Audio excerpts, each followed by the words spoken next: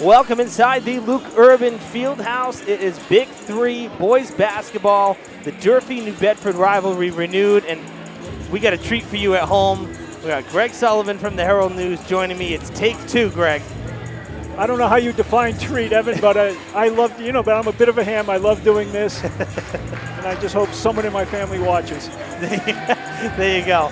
Well, we're glad that you're here. I'm glad that you were able to do this because we did the Brockton game last year. Now we're doing New Bedford together, so always great having someone to talk to, Greg. I only do Big Three games, in case you're wondering. Yes, yeah, big-time guy, Big Three only. So it's going to be a lot of fun. Stay tuned. Maybe too much. Yeah. So let's talk about Durfee a little bit. I had a chance to talk with Coach Guimond early in the day. And, they're at 5-5. We're literally halfway through the season. They lost to Brockton. So this game means a lot going down the second half of the season. And Coach says that the defense is one of the team's strong suits. So let's hear from Coach, and we'll break it down after we hear from the coach. Bring it on. We're making it tough for other teams to score. The thing is that we have to score more than them to win. So defensively, I think we're okay. I think that's a big strength of the team. Guys are buying in our defensive assignments. But offensively is going to be a thing moving forward. For us to become a really good team, we got to get better on the offensive side of the ball. Yeah, so there's a good word from Coach Guimond. And, one of the things this team has struggled with is scoring. And they're coming up against a defense tonight for New Bedford that's holding their opponents to about 50 points a game.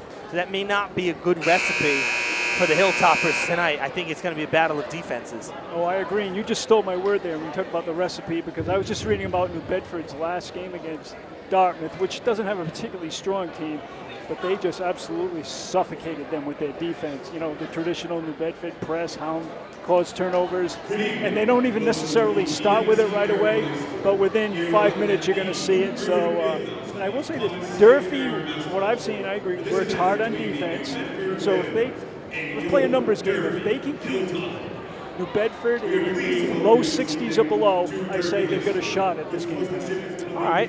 I like a little prediction, so that's good. We'll see. We'll see if it pans out in the end. We're going to turn it over to Coach Justin Cruz. He's the public address announcer tonight. He has your starters. We'll be back after the anthem, so stick around.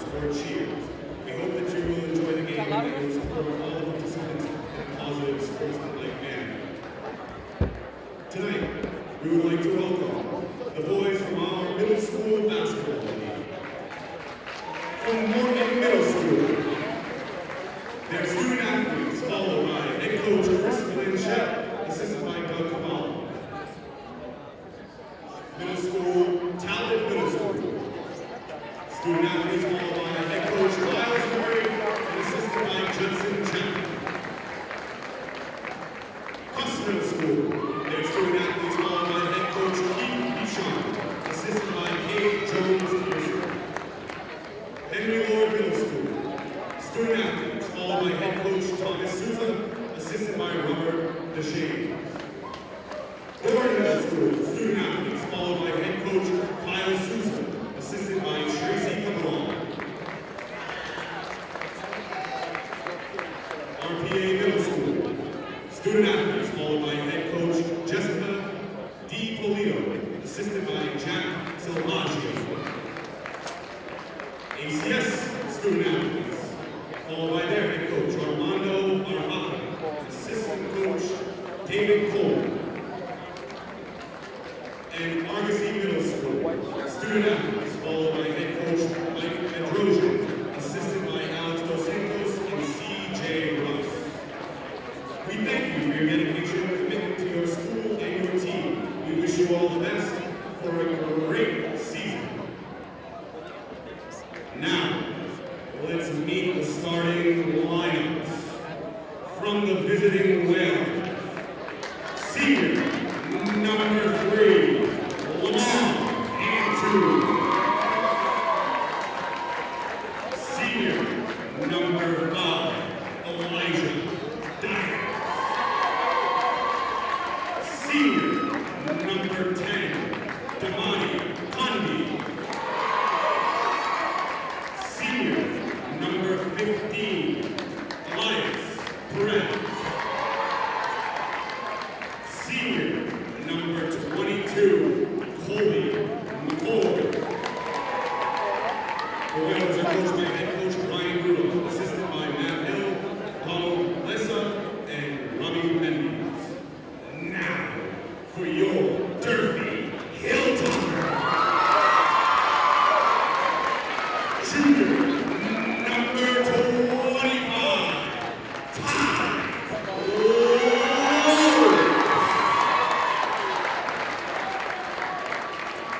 Junior, number 15, Nelly Nira. Junior, number 13, Isaiah Lorenzi. Senior, captain, number 14, Joe Camara. Senior, captain, number 23, Brendan White. The Hilltoppers are coached by head coach Jameson Iman, assisted by Ryan Rogers, John Williams, Corey Cornell, and Joe DeCruz. The officials for tonight's game are enrolled by the MIAA. Their experience and integrity qualify them to administer the rules of the game. An attitude of good sportsmanship should be upheld by all spectators, players, and coaches, no matter what their personal feelings or loyalties may be in this contest. Now, let's please stand and remove our caps for the singing of our national anthem by our very own cheerleader, Kiana Medeiros.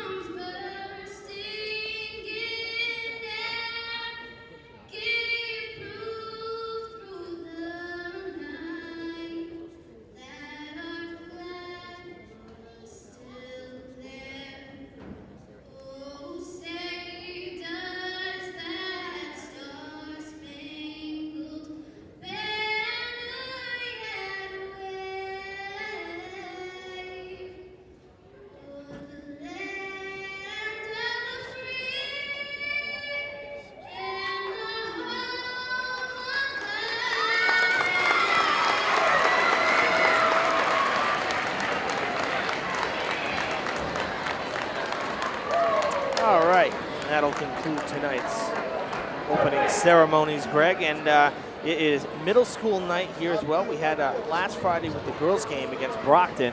We had the girls middle school program. Tonight, the boys. So from Morton, the Morton team with Chris Blanchette, coach. Talbot, led by Miles Murray. Cuss, led by Keith Michon. Henry Lord, led by Tom Souza. Doran with Kyle Souza. RPA, Jessica DiPolito. ACS with Armando Arbaca. And Argosy with Mike Bedrosian. So middle school night, nice to see. We saw in the background there a lot of the kids, so always nice to have that turnout. Can't you name all the kids too? Let's get all the kids in there. Do we have time? No, we don't have the.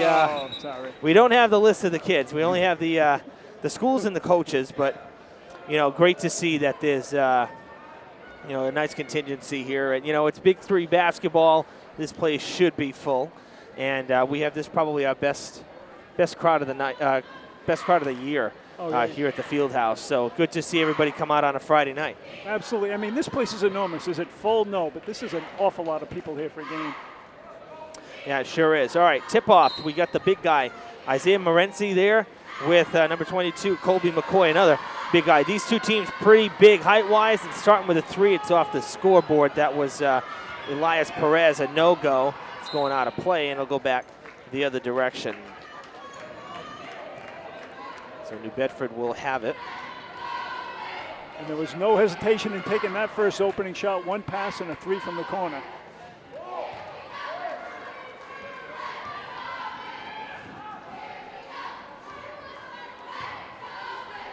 underneath, tough shot. Got some help, no good, and Hilltoppers with the rebound. Tyshawn Lopes slows it down, resets everybody. Dylan Mira gets the pass up to Brendan White. Now Joe Camara thought of a quick pull-up, no go. And right away you see New Bedford, the minute wherever the ball is, there's a sea of red jerseys to the corner. Nillen, that's off the mark. White up the ladder, can't get the rebound. Lamar Antone takes it the other way. Loose ball picked up by McCoy, and he is fouled. That's our first foul of the night. And McCoy, he is, I would say, the certifiably wide body out there, and that's what makes him a little different from the Durfee front line. Joe Camara, who's more of a guard, is a pretty big, wide kid, but he is McCoy. I don't think he's going to get moved around much. So, Morency picks up his first foul of the evening, and Morency tends to be a little bit foul heavy, at least in the games that we've seen. So, hopefully, he can keep it under 3 in the first half. That would really only give him one more before. So 1 for 2 is McCoy at the line, and a 1-0 lead for New Bedford just over 60 seconds in. Evan Massoud and Greg Sullivan with you here on Fred TV for high school sports. Camara for 3, no good, it's short. And the Whalers, that's Elijah Diaz, one of the captains. He came away with it, put back, no. Condi is fouled. And that's 2 for Durfee. I know it's early in the game, but New Bedford's quickness, while they aren't super tall, not that much taller than Durfee, they are really quicking it on the offensive glass already. Good inbound pass, but in traffic they get it to McCoy. Doesn't go, another whistle. And that's going to be on New Bedford. That's Elias Perez picking up his first foul. So Durfee with 2, and nice. Oh, that was sweet right there. I was just about to say, it's amazing there's more fouls than there are points on the board, but now we've evened out. That's for 3 in the corner, no good by Antone. Camara gets the Hilltoppers on the board with that great feed from his buddy Lopes. And it is Lopes right there with the ball now, spinning. Oh, that's almost a travel. It's very close. Could have gone either way. A steal, back to Antone. He's going 1-on-2. And that's a tough foul, I think, coming on Lopes right there. It looked like he swatted the ball. You said the key word there, I mean, there were 2 Durfee guys defending him pretty well. But when you take a big swipe, you're kind of begging for it. Even if you get all ball, it's just, the rest will not ignore that too often. And that actually went on Nillen, so he picks up the foul. Antone at the line, and he hits the first. So interestingly enough, for an offense, a Whalers offense that has averaged 82 points in the last 2 games, their 3 points have come at the line. Nothing from the field yet in the first 2.5 minutes. And that's encouraging. I know you shouldn't draw too many conclusions from 2.5 minutes, but so far so good for Durfee. And like we said, Evan, I don't think New Bedford hasn't turned on what we call the psycho press yet. No, and they're not playing a zone. I mean, this is really total man-to-man right now, it seems. Good pass. What a block. Camara gets it back. Another block, back-to-back. McCoy with the denials. Saying, not in my house. He forgets it's Durfee's house. Yeah. And that's some smart blocking. I mean, he isn't necessarily right on the guy who's shooting. He's kind of coming in, and that way that's how you avoid trouble. They got that off. Great job by Nera to get it off, but unfortunately off the mark. So he's 0 for 2 behind the line. You know, when you have that advantage, though, with height, you can do that, and McCoy has that advantage. We see Morency make some good blocks, too. I'm interested with this matchup between the 2 of them because, McCoy is big and so is Morency. Morency's tall. No shot, and it's an offensive foul. Well, one trend early here is that the officials are going to be quick with the whistles. 2 fouls for New Bedford, 3 for Durfee. Morency wide open at the foul line. a travel, and that's going back. And it's Lamar Antone picking up his first foul.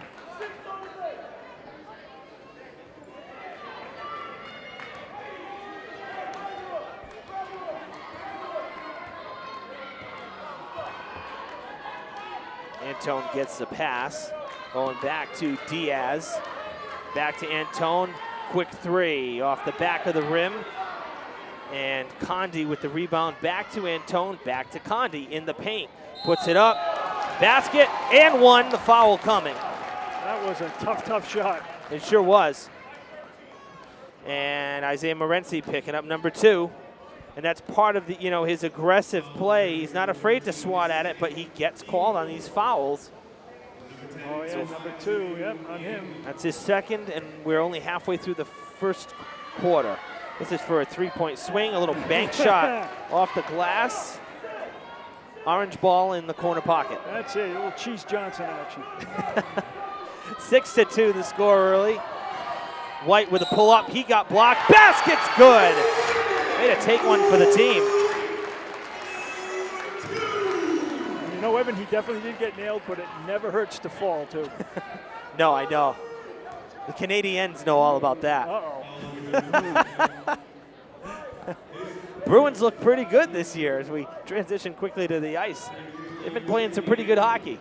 Is Rick Middleton still playing? I am not sure. Missed the free throw, which is a little rare for Brendan. So 4-4 with fouls.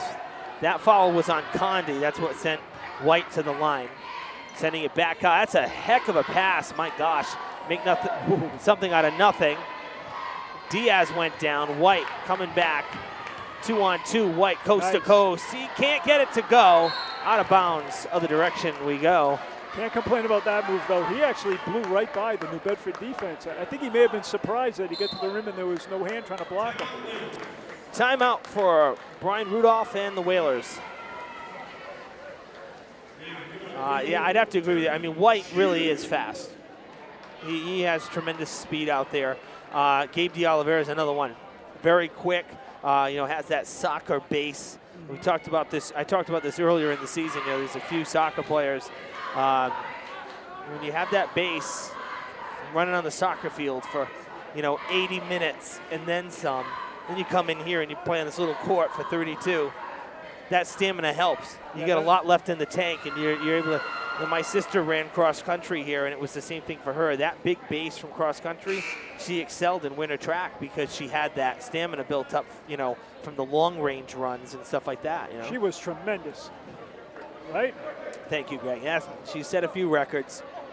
Not sure if they are all still standing, but I'm pretty sure some of them are. So, all right, we do have a correction, and of course, I thought I was right. New Bedford only has 3 fouls. It had said 4, so we have 4 for Durfee, 3 for New Bedford, and the score is 6-4 New Bedford right now. So we're dealing with fake news here. Is that what's going on? Oh boy, not on my broadcast. Not when it comes to sports. There's a 3-ball, no good. Kamara with the rebound, gets it to White. It's still interesting, playing basketball indoors, and some of these kids, they wear long sleeves.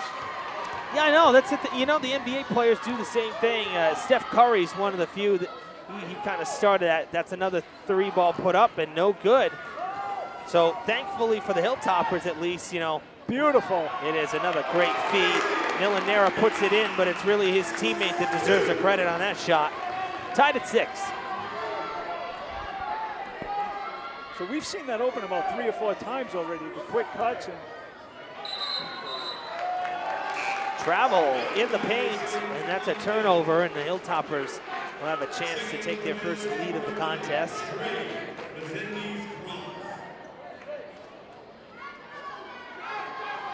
Antone is out for the time being. I see number 11, Trey Resendiz Cross, a captain. There, another good feed. Morency gives the Hilltoppers the lead as he gets in the book. 8-6 the score. Man, that was an easy beat the press there for 2. Sure was. Very interesting, very encouraging.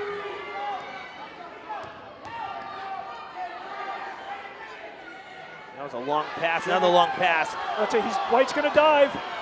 Oh boy, sliding out of bounds. Durfee's going to retain possession. I got to tell you, White, I'm very impressed by White. He had a good season last year as a senior this year. I mean, he's not afraid to go for the ball. No, you knew 30 feet before he got there he was going to dive for that. For three, no good from Lopes, kept in. Nicely done by Condi.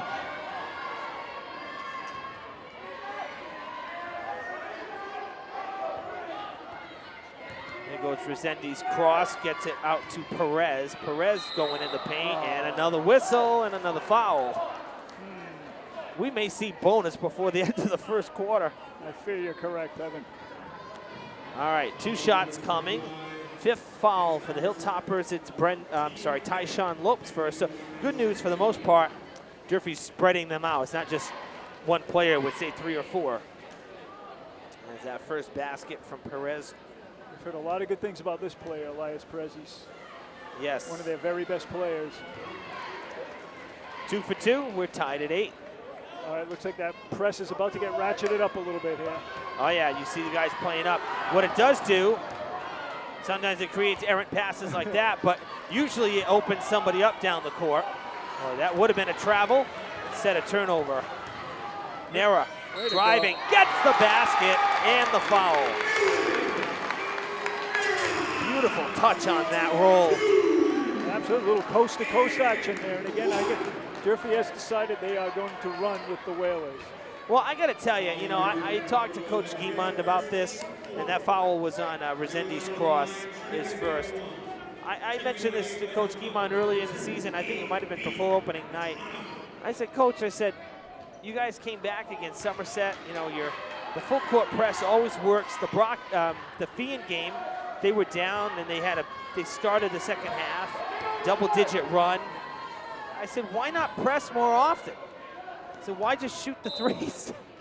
I asked him point blank. It wasn't to question coaching. It's just in general because we see that a lot. And I still think. Did he get mad at you? Oh, no. Oh, that's good. No. I still think that's what cost Durfee in the playoff game last year against Brockton. If you look at the tape, Renzi gets fouled. And he said, the threes, if you look at the NBA, you look at college, everybody's shooting threes. He said it's just kind of the new wave of basketball. And I said, well, yeah, it's the old mathematics thing. They're worth 50% more, so you can afford to miss more. Exactly. Yeah. So, it's good in theory, but, when you're pressing, Morency hits the first. One thing Durfee did do well in that playoff game last year against Brockton was when they needed to, and they went full court press, they did the right things. The baskets fell, or they were getting the fouls and making the shots. You're not just throwing lame ducks out there.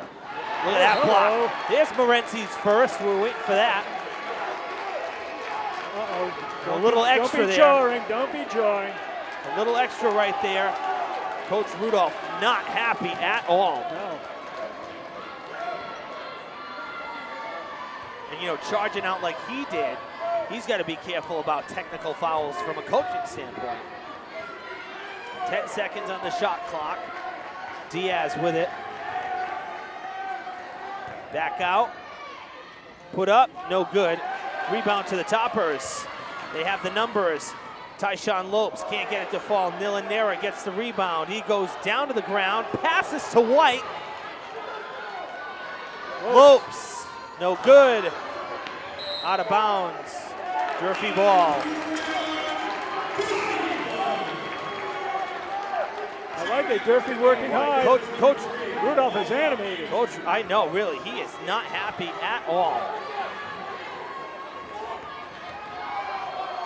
Morency puts it up. Still a loose ball. Back court. And there we go. Tough break there. It is a tough break. Just going for the ball. It's a good call, though. Evan, I don't know if I'm reading into things. During a lull there, Antone on the bench was looking back at us, and I don't think he liked my remark about the long sleeves. He was looking right back at our broadcast position here.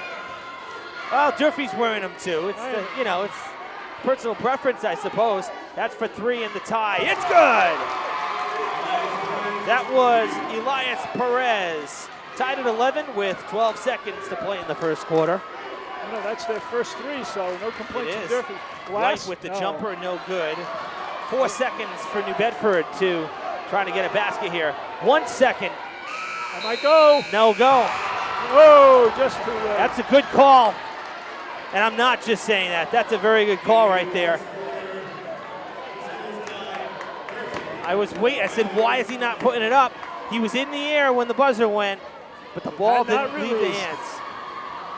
And that is a tough break. But I'll tell you, Coach Rudolph, I haven't seen a coach get that steamed in a while. Harry Lowe's not here, is he? Have you seen Harry Lowe? Harry Lowe?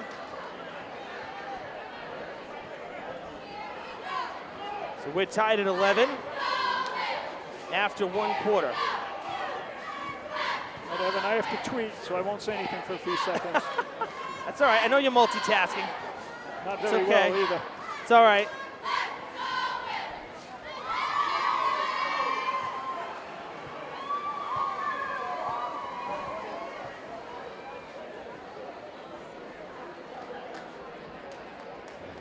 So after the first quarter, Greg, I see you got the tweet out here as we say hello to the fans again. 1 quarter in the books. Might as well be 0-0. It's 11-11, and a little bit of drama as you come to expect when it's Durfee, New Bedford. Well, Evan, I will say sometimes you're tied 11-11, but you can tell the other team maybe is definitely better, and you're kind of hanging on. No impression whatsoever that I'm seeing there. Durfee is going full speed. They're going after them. They're rebounding. After getting hurt on the offensive boards the first 2 minutes, they're doing well. So, yeah, let's keep it going. Excellent game. It sure is. This is everything you'd expect from the first quarter, and we'll see what the second quarter brings. I'll tell you, really, I'm not kidding. I sit behind coaches here for all these games, and Coach Rudolph, that's about as animated as I've seen any coach in the, now this is my 6th season. I mean, he was steamed. And he's in good shape. He can do it. I give the officials a lot of credit to understand the ramifications of a big game like this, to not just, call a tech. Because I'll tell you, some refs may not have, they may be more short-fused, and they may not tolerate as much. So I give our officials a lot of credit there. Yeah, I think what they'll do is they will tolerate a quick initial burst. Yeah, and as long that as was he prolonged. doesn't beat it to get, well, yeah, it was quite a burst. But I think they admire his athleticism too, so Yeah, I think that's helping him. Yeah, maybe.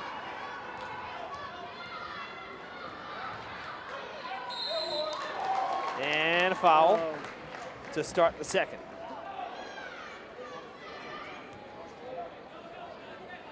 Just saw a couple slices of pizza go by, Evan. I remember years ago you were not allowed to eat beyond the eating area over there. Well, to be perfectly honest, I still think that's the rule, but Hey, we're not the food cops. exactly. It's the way it is. That foul is on Brendan White. Oh, I'm sorry, number 2. That's A.B. Medrano, his first. And an 0 for trip at the line there for McCoy. So he is 1 for 3 on the night in free throws. Have we ever found out what AB stands for, or is his name actually? AB is his name. That's cool. Because I had asked the same thing. I assumed it was initials, and no, it's actually AB is his name. Tyshawn Lopes trying to find an open man or an open shot, gets it to White. Thought about a 3, thought better of it. Now out to Medrano. 7 seconds on the shot clock. Got to make something happen. Nillen with a quick 3. That's short.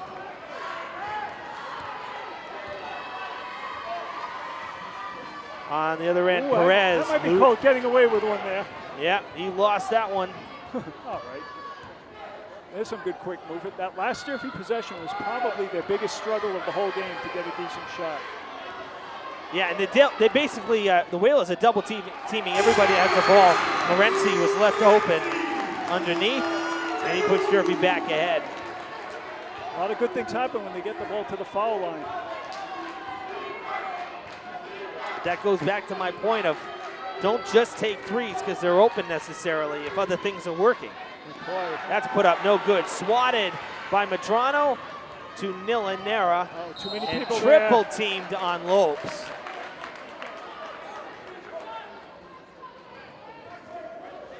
Uh-oh, they got long sleeves there.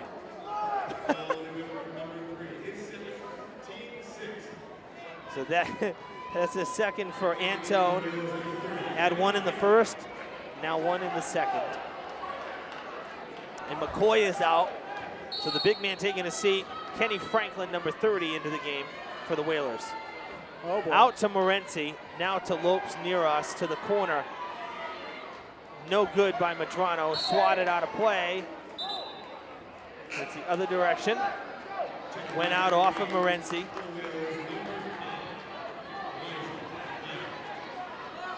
Who would have thunk? Who would have thunk a This score, huh? low score, 13-11, huh?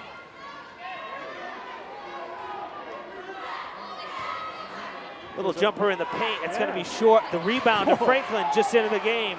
Gave a little push off there. I don't even know if Little is correct. That was On the foul, Durfee's going to go into bonus here. a little Tito Santana forearm there for some of you older wrestling fans.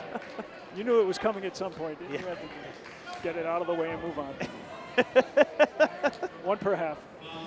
Oh, it's so great. All right. So second foul for Perez, 7th for the team for the Whalers, and now a 1-and-1. And it doesn't go. White can't get it to fall. Neither team shooting the free throws well.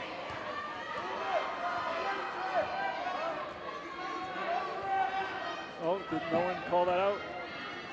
It'll help your guy when he gets picked. Yeah. Okay, Lopes gets the rebound against some numbers, but Bedford is quick. Morency underneath, puts it in. Patient, very patient under there. Very patient, and I like what they're doing because, again, they're not just necessarily taking wasted shots. I love when they play to the basket. I really do. The team is a totally different team when they do that. They don't all fall, No. but you know what? You get a better shot of a foul as well and some points out of that trip down into the other end of the court. Evan, I don't always agree with you, but I agree with you now. Thank you, Greg. Dr. Malone in the house, our superintendent. Mayday Malone, nice to see you there. He's pretty much a high energy guy, huh? Oh, I love it. I love him. All right, some more subs up. McCoy back in, Franklin out. Getting some underneath presence to try to defend Morency, I guess. Coach Rudolph has seen enough. Loose ball. Absolutely nobody helped Lopes there, Evan. Oh, timeout. That's brilliant. Timeout by the Hilltoppers. I thought we were going to jump ball. That took a while for that to materialize, but. You know, he got trapped over there and no teammate Yeah. was within 20 feet of him, so that can't be happening. No, so heads up basketball by the Hilltoppers to call timeout and maintain possession. They'll get the ball with 20 seconds on the shot clock.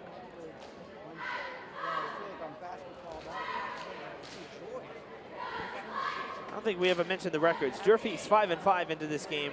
0-1 in the Big Three. New Bedford is 7-2, but they are also 0-1 in the Big Three. It's because Brockton is just on another planet right now. Yeah, it was a pretty tight game, 4 or 6 points, so. Yeah.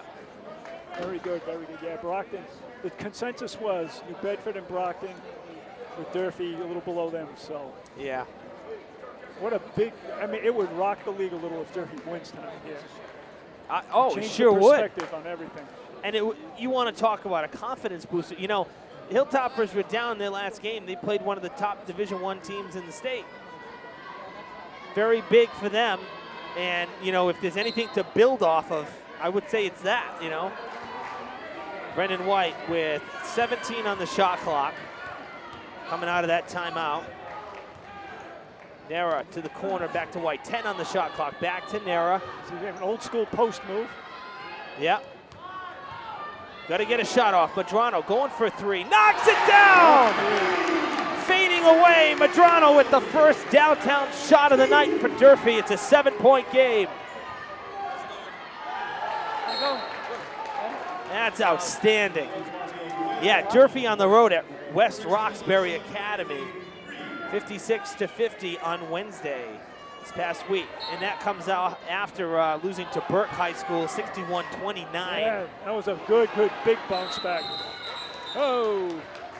Yeah, so to come back and beat a Boston team, Division I Boston team, according to Coach Guimond, I'd say that's a morale booster if there ever was one.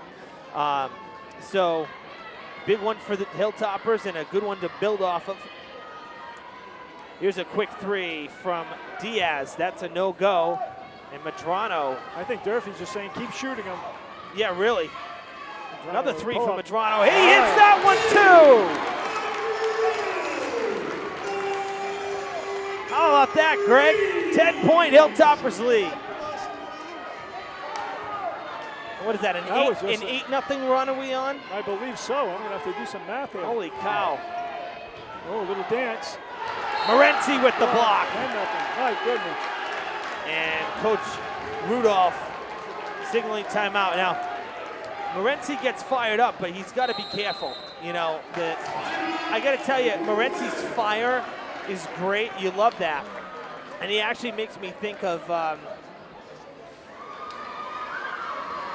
geez, I'm drawing a blank here. Kevin Garnett. Tyree Robinson. Oh, okay. Because Tyree was never short on emotion.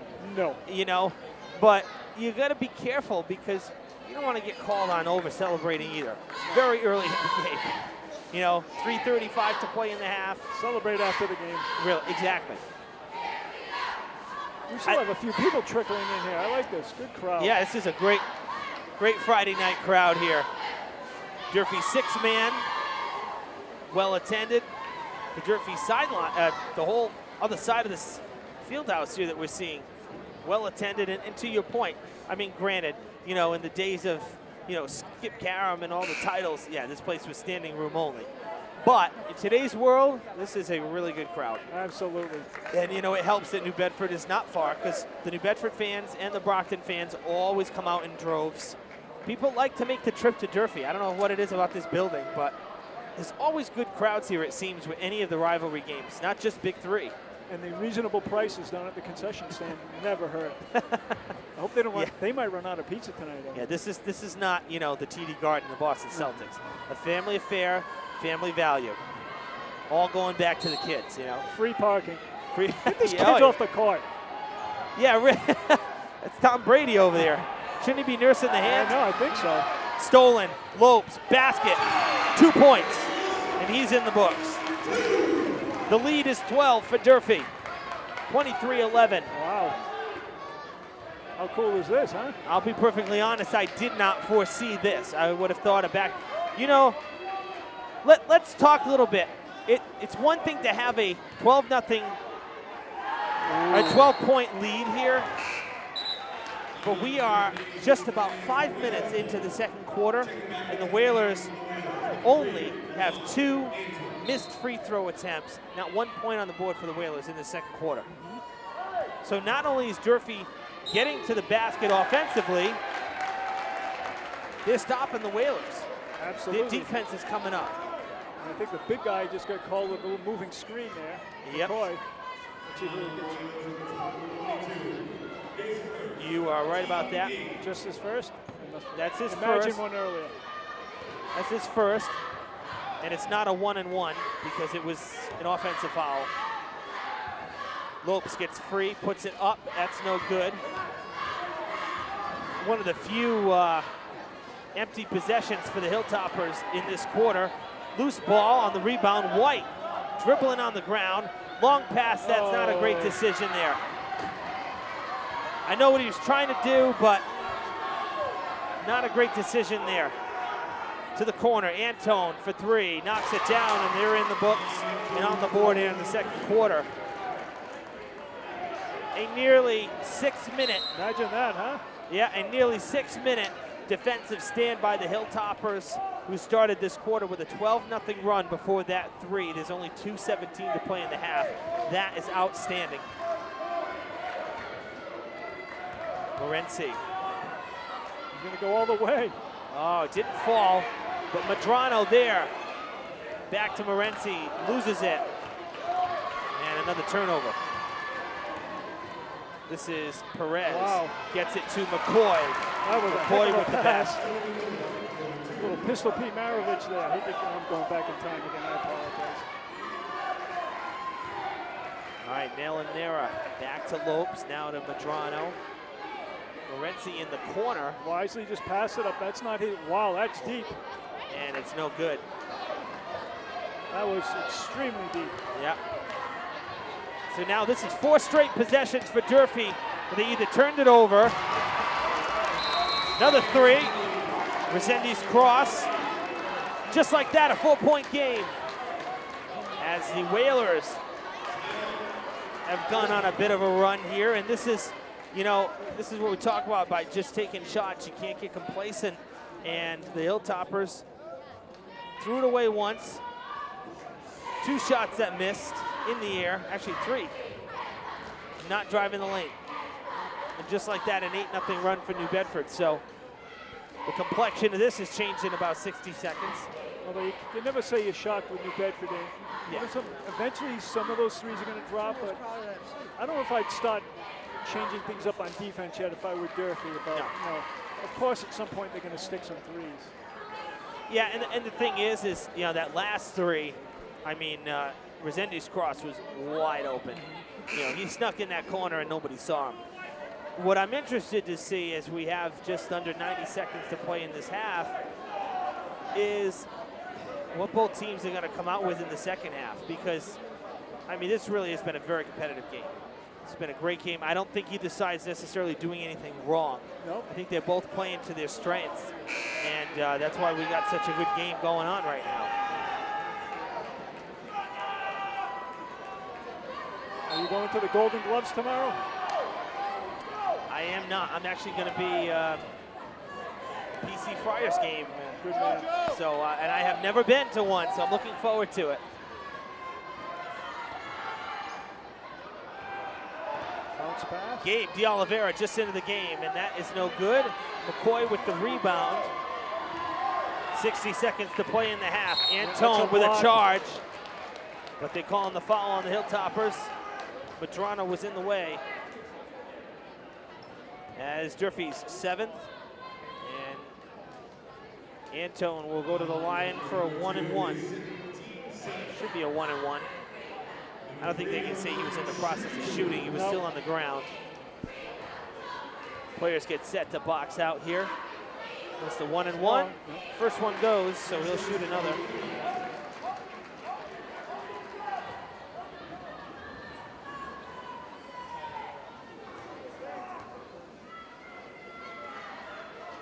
That one no good.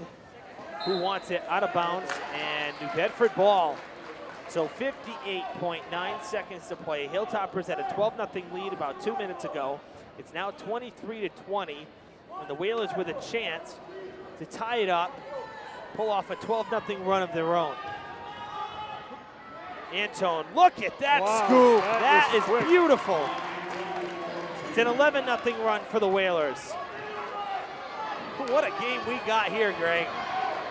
I'll tell you. See if Durfee can go back to what they were doing. All right, they just nailed Antone with a foul. That is his 3rd foul. I hate to sound mean, but that's good news for Durfee. Oh, it is. I don't think you see you're being mean. I think you're. It's kind of my nature. You know, I think it's a fact. You're right. It is. So he's going to take a seat probably for the rest of this quarter. 42.9 seconds. Nera gets a very lucky bounce right there on the 1-and-1. Fortuitous. Ooh, like that. Wow, that one no good. Up the ladder goes Brendan Cavallo, but he couldn't hold on to it. Dive. Oh, a football player. Boy, oh, ball is loose. In the crowd. Out of bounds. Durfee's got it. Yeah, this is, I gotta tell you, intensity-wise, this is probably one of the best games I've seen in a while. I mean, it's low scoring, but this is some fun basketball tonight. Yeah, there's no smiles out there, man. They're just slugging it out in a constructive way. And Hilltoppers want some points here, and they'll get them how they can, but I'm sure they want to wait. Oliveira puts up a jumper. That's good for 2. So Gabe DeOliveira for a pair. 10 seconds for the Whalers. Outside to Resendiz cross. No good. They're not going to get it off. That is no shot. And the Hilltoppers will cling to a 26-22 lead. Probably should be bigger than that.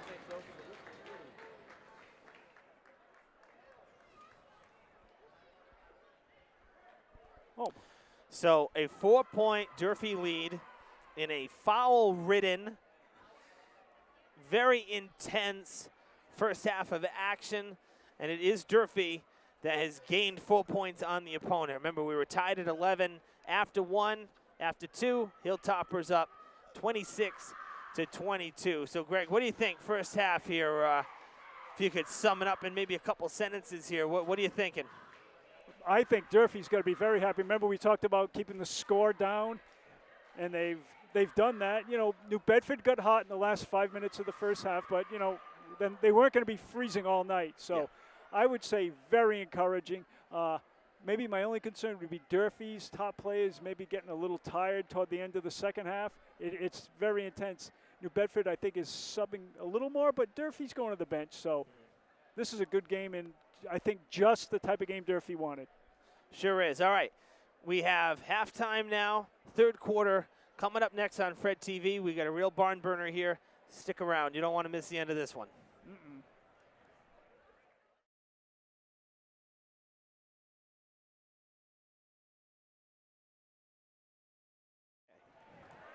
All right, we're back here at the field house. Greg Sullivan joining me, Evan Massoud for Big Three, boys basketball, Durfee and New Bedford. And as we said to end the first half, Greg, my oh my, we got a great basketball game on our hands. Absolutely, and coaches say, I don't even know how true it is, but they like to point to like the first 2-3 minutes of the second half, you know, as very, very big. In other words, is Durfee concerned New Bedford will come out 10-2 and then it'll be a different game? Yeah. Or, you know, Durfee come out with an 8-0, or it might be dead even and we'll say it was irrelevant, but we'll see. You know, you never know. That's why we got to play the game. That's the beauty of live sports. But I would tend to agree with you, though, because when you come out from the locker rooms, obviously it's kind of a, you know, a chess game. Will your opponent make changes, or are they going to stick to what they're doing? You got to kind of see and feel it out, too, a little bit. Yeah, and I think Durfee, one thing I bet, since both teams seem to have about 50 people on the coaching staff, so I would assume this game has been very well scouted. Yeah, I would suspect so. Hilltoppers are going to start with possession here to begin the third quarter. Joe Camara will inbound to Tyshawn Lopes. 26-22, the Hilltoppers lead the Whalers as we begin the second half. Of course, we switch sides here, so Durfee now shooting on the left. New Bedford on the right.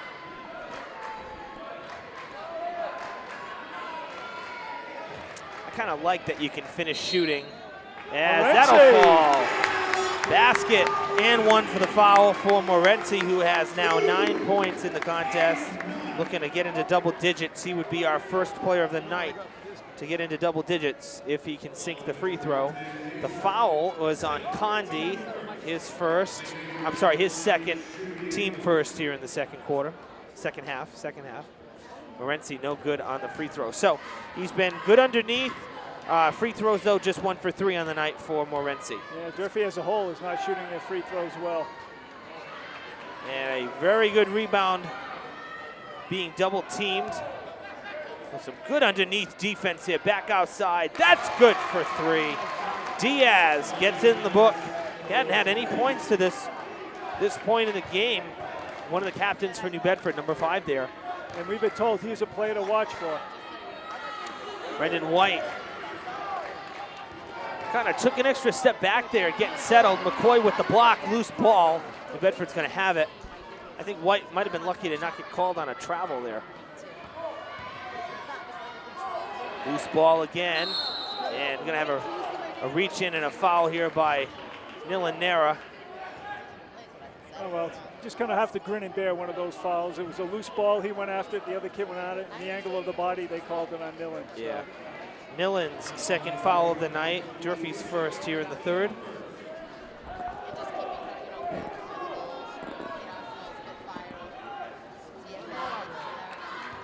And the Whalers take it back over. Good feed underneath. Better block. Wow, that was quite a block. That was a long arm block because the kid really had position on him. I know. Morency can climb the ladder, that's for sure. I mean, you know, you're looking at McCoy's tall, but I think Morency's taller. McCoy's just, you know, a little beefier. Right? He's just a bigger body. But I think Morency's still the tallest one on the court. That could have been a foul. Should have been a foul. Yeah, Tyshawn Lopes probably should have had a foul on that, and now instead it's a turnover. Both coaches barking at the officials, who have shown great restraint tonight. Why can't we all get along? Like the old Barney song, I love you, right? You love me. Pick it up. Uh-oh. Nice feed underneath to McCoy. And it is a 1-point game. Nilanera. Good feed to Joe Camara. Now to Morency. Back out to Nilan. Give Morency Looking credit. That's not a shot, so he passed it up. Joe Camara with the basket. He's got 4 points. He had a basket way back in the first quarter, now adding to his resume for tonight. Almost thrown away. Antone reels it in. It costs. Nice crossover. Really, yeah, he and got the bumped. foul. And who went down for Durfee? I think that was Joe. It was Joe Camara. Yeah, that was Nera. 3 on him, Oh, they gave it a Nera. Yeah, he was the one who bumped him. Wow, good eyes, Greg. I didn't think so. Nilan's third. I really thought it was Joe. I mean, because Joe's the one who went on the ground. I figured he was the one who kind of got in the way. All right, Antone shooting 2. Hits the first. So he is 4 for 5 on the night. You know what bugs me a little, Evan? What bugs you? What grinds your gears, Greg? This whole hugging and slapping 5 and shaking hands because someone made a free throw. Yeah, I understand. Let's just, you know. You know, the NBA does it, so we got to do it at the high school level. Yes. Yeah. And even more so, all the lovey-dovey huggy when a guy misses one. I want to describe Yeah, the What the heck is going on? The late John Pacheco from Diamond would have driven him crazy. I mean, I could see in the, you know, like Tommy Keys when he, you know, went 8 for 8 in the fourth quarter in the championship game for the Cougars. Uh-huh. Oh, All right, yeah. I could understand What a that. memory. Well, in case you missed it. That was at the Garden. Is that the Garden? That's right. In case you missed it, I just did a 5-year anniversary piece. It aired right before Christmas. Wow. And I caught up with Tommy, Jack Santoro, Brian Quinn, and John Gonzalo. They all met me before they went back to college in August. And I've been saving it as kind of a basketball start of the season thing. And so that was kind of the thing I was working on right before the season started. For 3 in the lead. Got it! Elijah Diaz with a pair of 3s here in the third. I'd be shocked if we see a lot of that kid this half. And we're going back the other way. New Bedford with a wave of momentum. And that really started with the questionable foul on Joe Camara moments ago, which gave New Bedford the ball back and set up that 3. So the Whalers lead it once again. They haven't led since way back in the first quarter. This is for 3, and that is no good. McCoy using the height. Foul. And he's going to get called. This should be his second. It is. I agree with you. I think Morency is taller.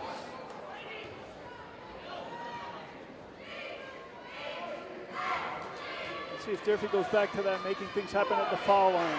Well, one thing that's happening is New Bedford's defense has really gotten. Look at the block! Morency says no thanks. Nera. Oh, that's goaltending. It is goaltending. That's a basket and a foul. Mr. Rudolph, no need to argue.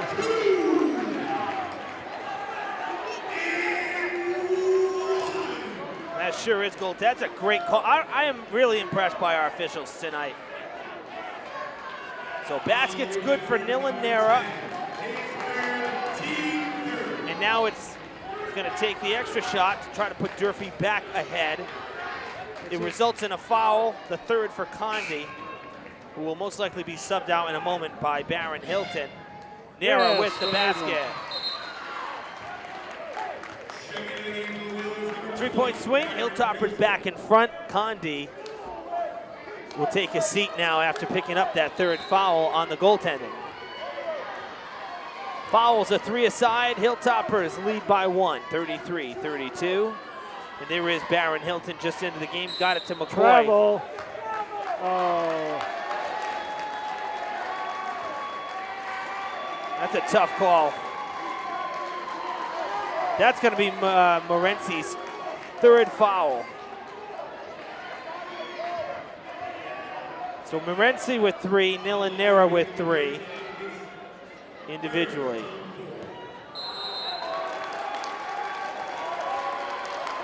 And now a foul on White, it appears. So that's 5 team fouls already, Evan. Yeah, and White didn't like that one. Saw his expression right away. That's his first foul of the night, by the way. Resets the shot clock. Loose ball. On the line. Yeah, I think no. Hey, that's a little much, and unfortunately, this is getting ugly quickly here. Oh, now we got.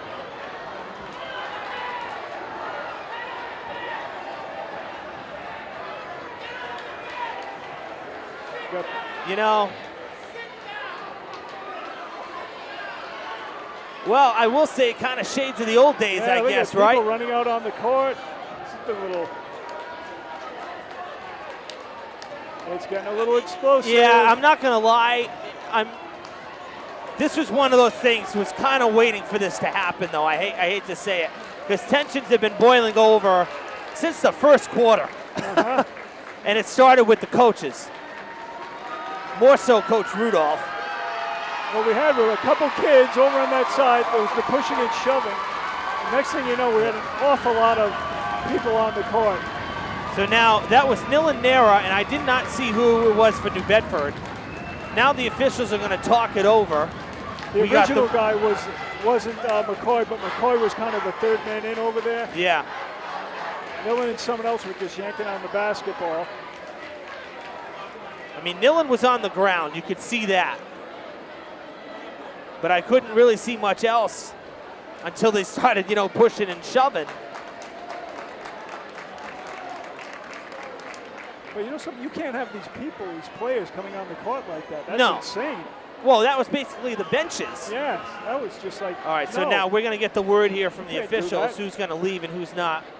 And Brad Buston, our athletic director, out there now, he's going to get the good word. And, this is probably going to result in suspensions for both players, or for the players that were thoroughly involved in this.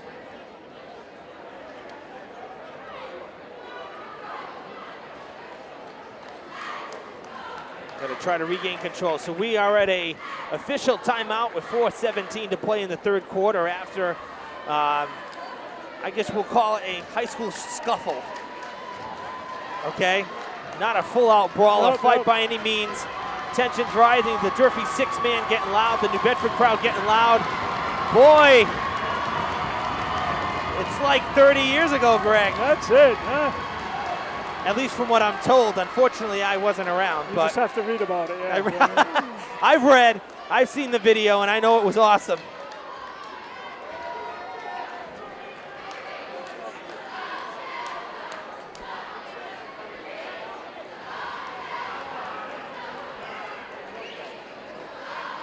Long discussion at center court. As Coach, again, athletic director Brad Buston getting an earful and a full explanation from these officials. We might have to send you down to the scorer's table, Evan. Find out exactly what's getting called. All right, so now the coaches will come in and listen.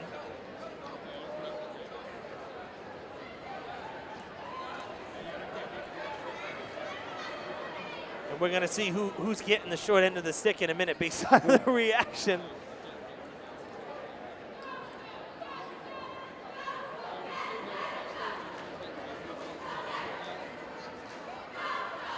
been a long time. I don't think I've ever seen an altercation like that. Again, this is my 6th season. Haven't seen it. Now, we don't cover every game, obviously. So we don't, we do as many as we can. We can't possibly do every game. So just other things go on that we don't know about? Sure, it's possible. But at least on tape in a game that we're broadcasting on the big stage like this, tension's boiling over for sure in this heated, historic rivalry. Yeah, maybe we should get a comment from Mr. Coogan over here. What does he think about all this? Let's get Paul Coogan in the booth. Poor Mr. Coogan. Which way was he going when that broke out? My guess is, I didn't even see him run out. Did he run out? I don't believe so. I don't think he did. The administrators ran out. The security guards ran out. Coaches ran out.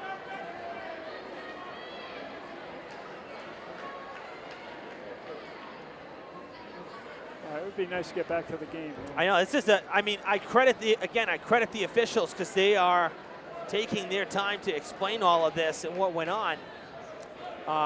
Hopefully they're gonna come to the bench, I hope, and say what's going on.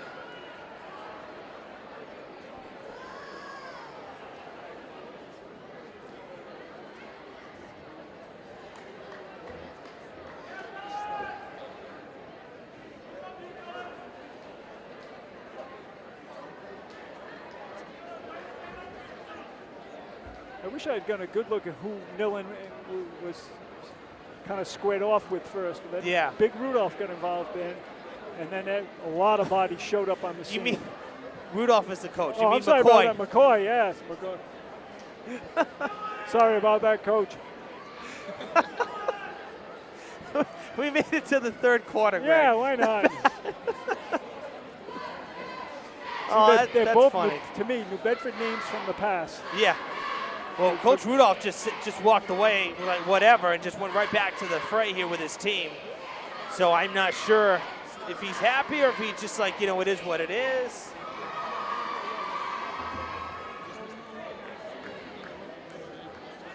It's been a while now, Evan. We've been flapping our gums for a while. Let's get the game back. Well, we let it breathe. Yeah. Vin Scully always said it best, the one-man band doing baseball. Oh, speaking of Vin, he always said it was important every, minute and a half. The score is Durfee 33-32 with 4:17 left in the third quarter. Well, that's because he came from a time before there were graphics. Yeah. Coach Guimond walking away quietly. Oh, Coach Rudolph back in. Is back. Just a quick thought. Nope. Now another thought. Nope.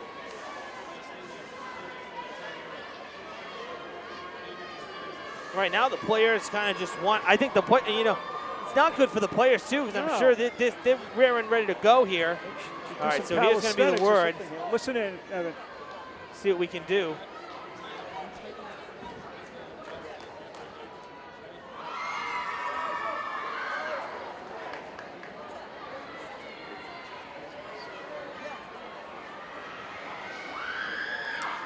Maybe we'll be able to get Athletic Director Buston to at least let us know what the decision was, so we can have it accurate in the book and be able to figure out what's going on.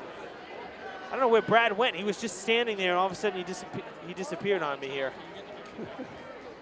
Like the Phantom.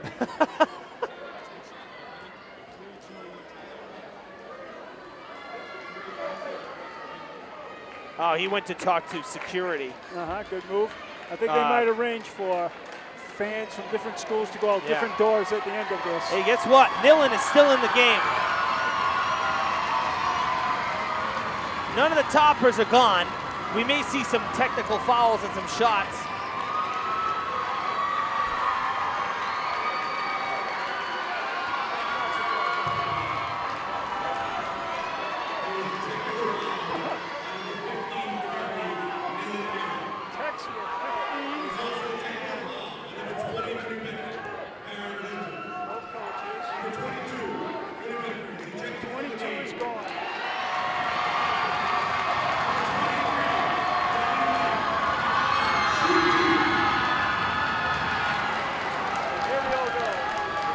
All right, so we do know that McCoy is gone. White at the line shooting for one of the technicals. And Greg, you have more on that. Yep, according to our good friend Brendan from the Standard Times, with techs on both coaches. Yep. and on both 15, which would be Millen, Yeah. and 20 for New Bedford. But it seems like it's just we only saw one tech shot. Yeah, so and, I'm not and quite McCoy sure. ejected as we. Yeah, so but only one shot. Yeah, So that's all we that's saw. backcourt. Nillen stepped over the line. Mental error right there as they try to get back into the game. But yes, that's interesting. All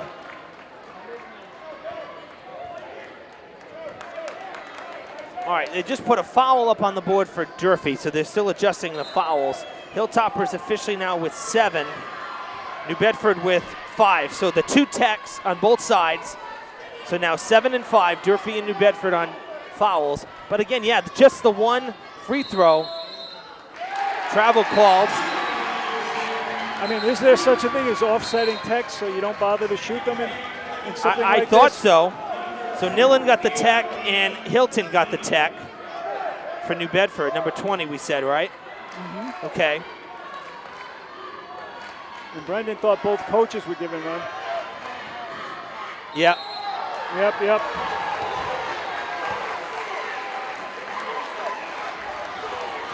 And McCoy must have gotten one for the ejection. And I would imagine maybe that's the one that actually got shot. Yeah.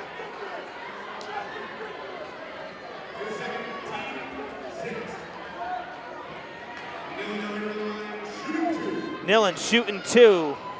Crowd on the right of us didn't like that call. Of course, that's the New Bedford crowd. So White shot 1 for that tech. I'm still not quite sure where that came from. That was the technical foul shot. He made 1 of 2. He did get 2. It was 1 of 2, okay. Nillen, 2 for 2.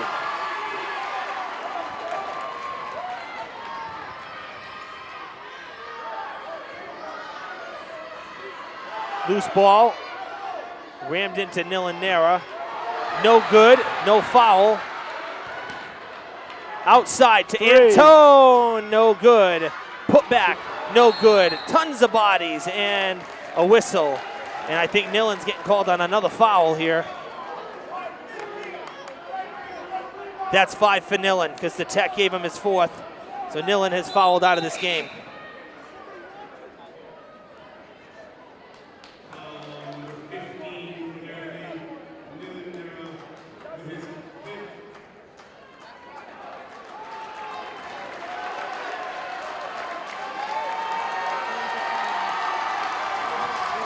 So Nillen out of the game. That's Durfee's 8th foul. And a unsportsmanlike jeer from the New Bedford bench. I would have expected it from the crowd, but from the players on the bench, that's a little bit poor right there. Mm-hmm. So each team is missing one very important frontline player. Yeah. So Madrano is in there for the Hilltoppers, and I would expect him to be in there for much of the rest of this game. And New Bedford's in the double, I believe.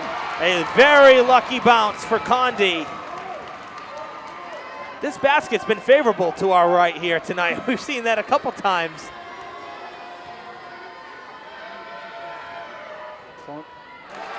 Another lucky You're all bounce. over that one.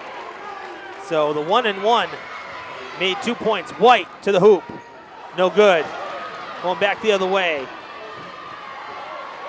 Madrano gets pushed down. To the corner it goes. Back to Diaz, who has a pair of threes this quarter, which was only 4 minutes of game time ago. It seems like an eternity. Madrano comes out with it. 3 minutes to play in the third in what has been a marathon third quarter. You said the first 2 or 3 minutes of the third would be important. Well, it's turned out to be minute 4. Joe Camara just missing the mark. Strong. He had time to set his feet and everything there, and just he shot it long. Perez. Good defense there. Loose ball going out. Durfee will have it.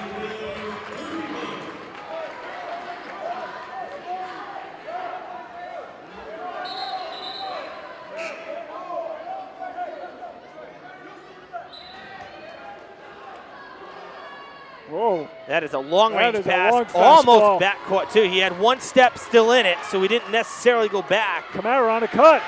Put in. 38-34. Hilltoppers up their lead.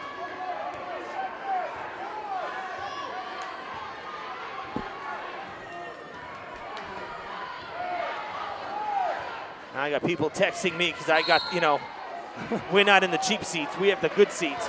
Was there a fight? What happened? Yeah, not going to comment right now. There were too many people on the court, I can say that for sure. All right, Durfee's 9th foul goes to Tyshawn Lopes. It is his second. He had one in the back in the first quarter. Free throw from Perez is good. So he had a pair way back in the first and then a 3.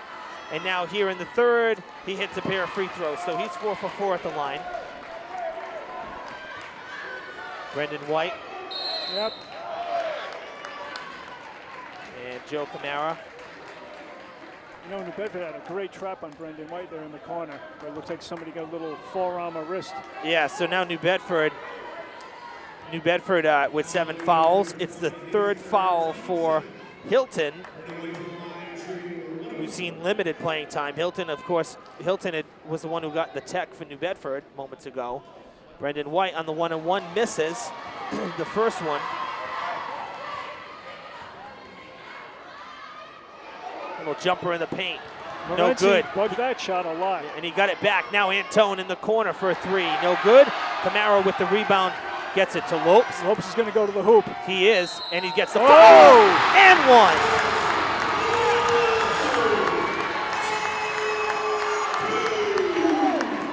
This is what driving the lane gets you. Didn't go in, he was getting fouled anyway.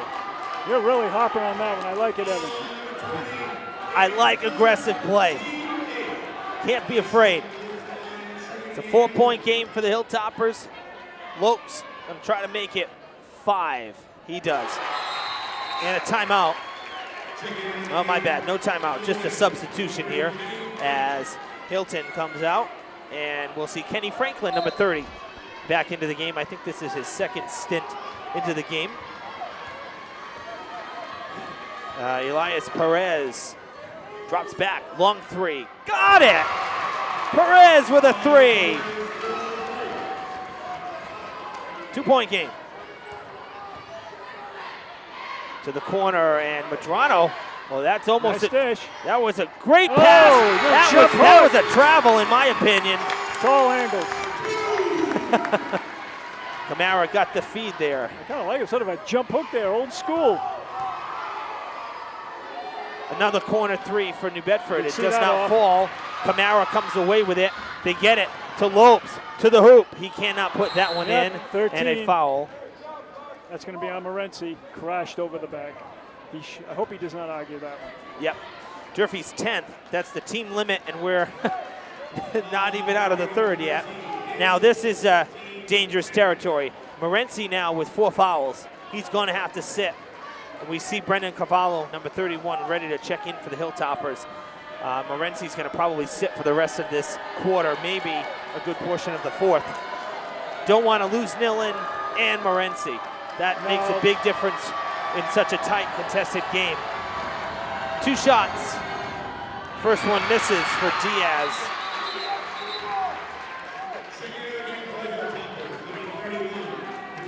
Morency does take a seat.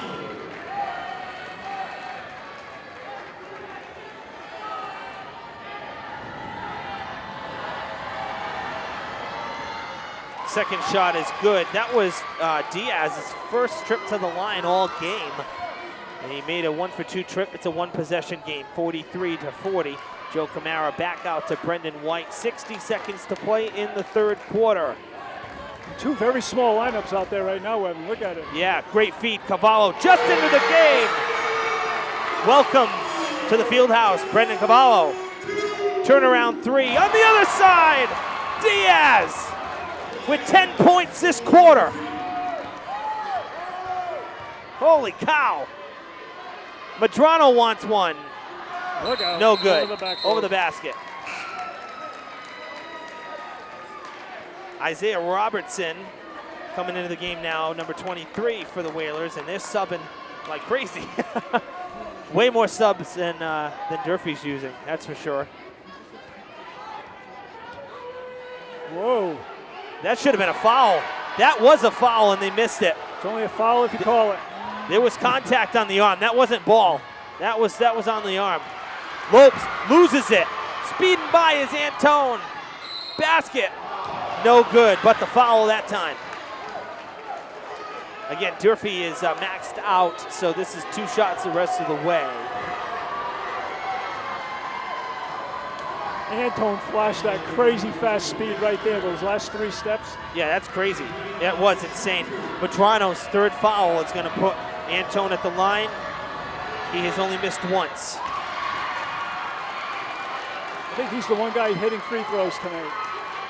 Yeah, I'd say he and, Perez, but small sample size because Perez just had 2 out of his 4 a moment ago. Antone with a pair, and we're tied at 45. My goodness gracious. 11 seconds to play in the 3rd. The Toppers would like to end it with a lead. Brendan White crosses center court. Cavallo screens. White loses the ball. 1 second. Antone doesn't go.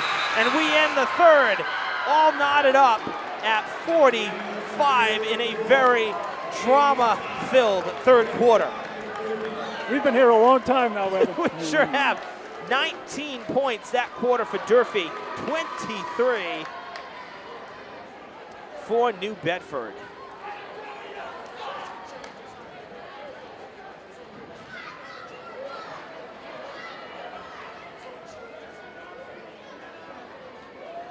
Unbelievable. This is one heck of a game. One of the craziest games we've seen from the Fieldhouse in a long time. Now let's make sure my math is right here. 2, 4, 6, 8, 10, 12, 14, 16, 18, 19 for Durfee. And for the Whalers, they have their 23. Highest output for either side in this game. The Whalers' 3rd quarter, 23 points. Which is more than they scored in the entire first half, I do believe, Evan. That's right, 22 in the first half. Way to go, Greg. And that is on the tail, really, 4 from downtown for the Whalers in that quarter. So 12 on just 4 shots, 12 points. And then you have 2, 4, 6, 8, 10, 9 for 10 at the line. Again, Durfee heavy on the fouls, already at the team limit. So it's going to be 2 shots for New Bedford the rest of the way. They got to just be careful, keep Morency away, or keep him at bay. You don't want to lose him too early. And again, I think that's why Coach Guimond not having Morency out there to start this quarter. You know, that's a good move. I bet he'll shoot for the old 6.5-minute mark and then put him in and see probably. what's happening. So Madrano with 3 fouls. Nera has fouled out. Morency with 4. Rest of the lineup with 2 or less. For New Bedford, 3 for Antone and Condi, 4 for Hilton. That was nice. Antone is starting to heat up. Another speed drive. He has 14 points. I think if nothing else, Durfee's defense might have to say, Antone, beat me going to your left, because he just explodes to his right. Cavallo goes down, no foul. Misses the shot. Antone, what a pass to Diaz. It does not fall. The Hilltoppers come away with it, but that was just filthy. Oh, Loose ball put up by garbage. White. Garbage is good. Doesn't have to look pretty. No. Good favorable bounce. It goes back to Perez. Now Perez wants a 3, a little knuckleball, doesn't fall. And the crowd will let him hear it. Tyshawn Lopes brings it out. Oh my goodness. Madrano knocked back on the 3 ball, not giving him any foul. Yeah, he kind of got, you know, boxing out's one thing. That was a hip check. It was. Antone for the lead.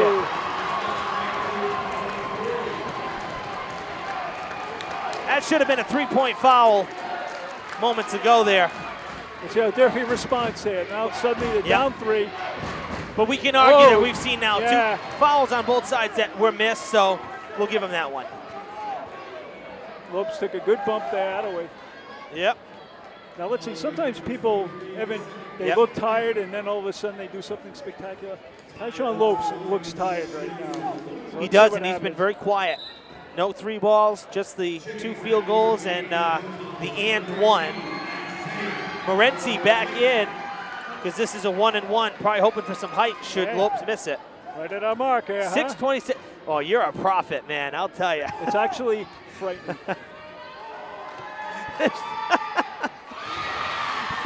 Lopes with the first. It's frightening. That's great. That really is. Remember Flabor from Brockton? I remember him too. Flubber. I think something like that. Yeah. Son of, and all we were doing those jokes.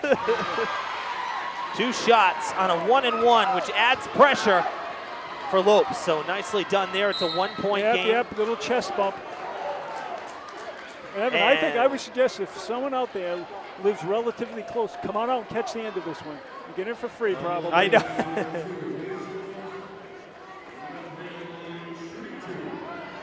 The foul is on Medrano. This is his 4th foul. And it is 2 shots for Antone, who's been lighting it up. So with that shot, Antone now with 18 points. Leading scorer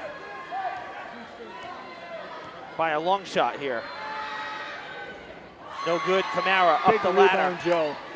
That is a big rebound, and it keeps it a 1 possession, only a 2-point game. White, speed, basket, Yes. goes down. We're seeing the resurgence of White. It's a White Antone show right now. Yeah. That's called going Look to at the that rim. quick 3. No good. It's long. Medrano with the rebound. 51-51 after White's last basket. This is a nail biter. I say keep going to the hoop. Morency. Oh, you think? Travel. Travel on Morency. I think Morency needs to get the ball about 5 feet closer to the hoop, and then that's a long way for the high dribble to try to get through. Yeah, absolutely. Timeout who, Durfee? Timeout Hilltoppers. Coach Jameson Guimond calling the timeout. So that actually gives me a chance to kind of sum up some of these numbers from the 3rd quarter. So Morency with 9 in the shortened 3rd quarter. 8 points for Joe Kamara, who had 6 in that 3rd. Good old Joe. 10 points for Nilanera before he got fouled out. So he had a good 3rd quarter going. And let's see, that's 5 there and 2 there. Okay. And then on the other side, again, leading the way is Antone. He's got 18 points for the Whalers. Also in the double digits is Diaz. He has 10, and those all came in the 3rd. 3 shots from downtown drained by Diaz in the 3rd. I'm curious to see what he does in this, because he was very quiet in the first half, correct? He Mr. was. Massoud? In fact, he was scoreless. Colby McCoy, who was ejected, he had 5 points on the night prior to getting tossed from the ball game. But again, for the Hilltoppers, they have 8 players with points. For New Bedford, just 6 players with points. So they rely on a select few, it appears. Absolutely. Durfee showing some depth, being able to get multiple guys through the stingy defense of New Bedford. I'd say that's a win even with a loss if it turns out that way. You know? Yeah, it's what they want. It's to be, better than an team. They need several guys. Blocked. Oh, he blocked it. Morency blocked a 3. That's incredible. Now, there's a significant height difference there, but that's just a solid, clean block. Tyshawn Lopes needs to hit a 3-ball. Oh, he thought about it right there. He loves the wicked long. I want White to drive again. Pump fake. Go by him. 8 seconds on the shot clock. Can't get through. Joe Big Kamara Joe. can't get through. He'll go to the hoop. Oh, a little forearm. Never hurt. Can't get it to fall. And the Hilltoppers give it back. Oh, And now I've got a foul. Medrano way out on the side. And there goes Medrano. He's done. Uh-oh. That's 5. Medrano has fouled out. And that's very scary because Morency with the 4, you can't lose 3 guys in one game here. Again, Hilltoppers have been very foul heavy.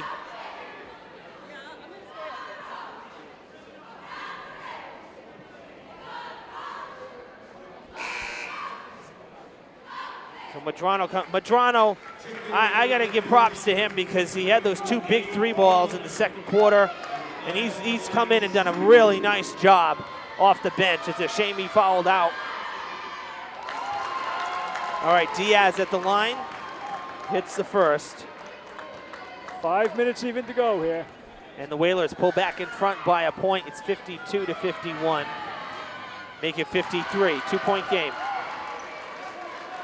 So Madrano now out of the game.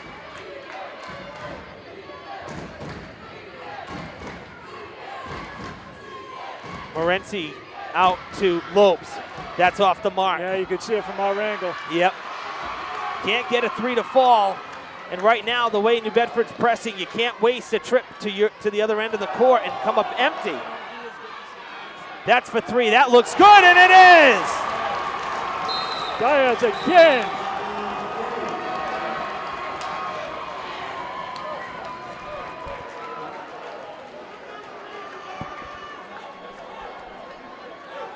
Huge 3 from Diaz, his 4th from downtown in this game. And now a 5-point New Bedford lead.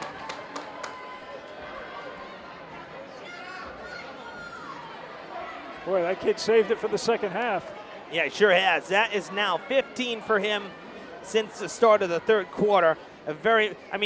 Team captain, he's not a team captain for no reason. 15 points in the second half, 15 points for the game for him. That's impressive. So 56-51 now. New Bedford still with the 9 fouls, so Durfee in a 1-and-1 situation right now. And the Hilltoppers have maxed out, so 2 shots. Again, 2 shots the rest of the way for the Whalers. Any fouls that come Durfee's way, or that are committed by Durfee, I should say. And we have Athletics Director Brad Buston, I think, discussing security issues here, how to empty this place calmly and safely when it's over. I think so. I mean, there's a lot of... I don't think the players are the issue. They're just worried about people getting a little hot-headed out of the crowd. I'm wondering if it's trying to get the players out safely more than everybody else right now. I don't know. There's a lot of scrambling going on, so something's going on behind the scenes that we don't know about. Maybe it's better that way. Can't believe they don't consult with us. What a feed to Morency, patiently, and 1 for the foul. That's big right there. The free throw is going to be even bigger, though, if he can hit it. Now, that's textbook. They were doing that in the first half. Haven't seen much of that in the second half. And with McCoy out of there, Morency's even more confident. No one's going to block him. Yeah, so you got to just do it. He gathered himself and put it up and in. Look at Durfee playing a safe zone defense. 3 guys back. Oh, boy. That's no good. Morency can't hit that. It did put him into double digits, so he has 11 for the game with that last basket. Antone. Yep. And now a foul. That's going to be on Joe Camara. And it looks like Robertson's going to go to the line. Yep, that was Camara. Joe with his 3rd. 2 shots for Robertson. That's what happens when you get to your team limit. Robertson hasn't seen much playing time. He doesn't have a point. This is his first trip to the line, first chance for any points.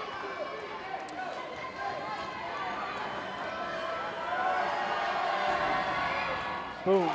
Hits the second. That's a big one.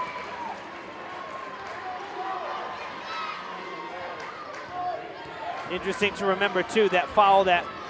oh, we got bodies flying. Yeah, really. And a turnover. And a foul. Another one. My goodness gracious.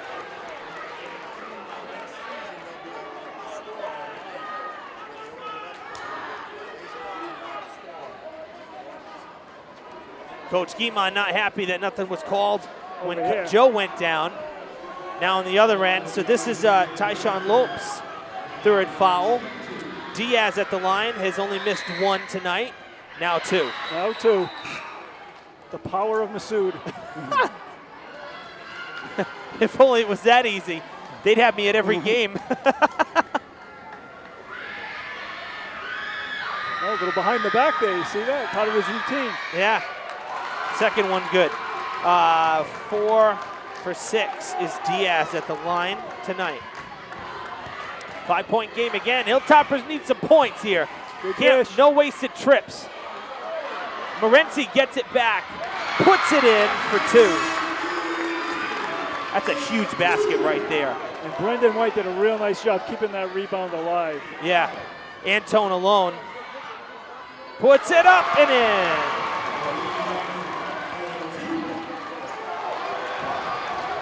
Uh-oh. That's a full body check against Joe Camara there. Whaler's still with it. We're going to have a whistle sooner or later. A whistle by the officials. Ball. A jump ball. Durfee's way. Yeah. Coach Rudolph tried to get the timeout. Nobody saw him. A jump ball is called.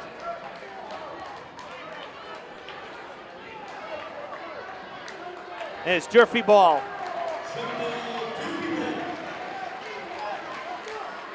It's for Durfee, 13.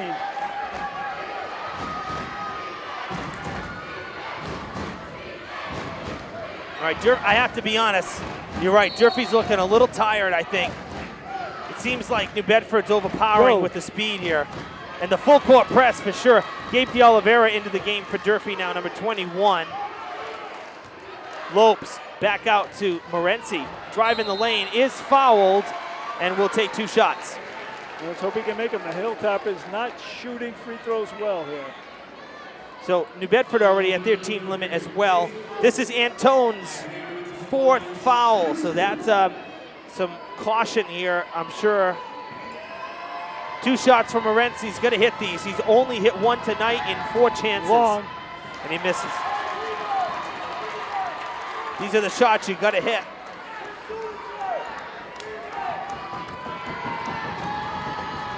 What a wild night at the Fieldhouse. Oh boy. 0 for 2 at the line. That's a killer right there. And you know Morency's feeling it, given how much of a gamer he is. Antone all alone, uncovered for 3. Timeout, Durfee.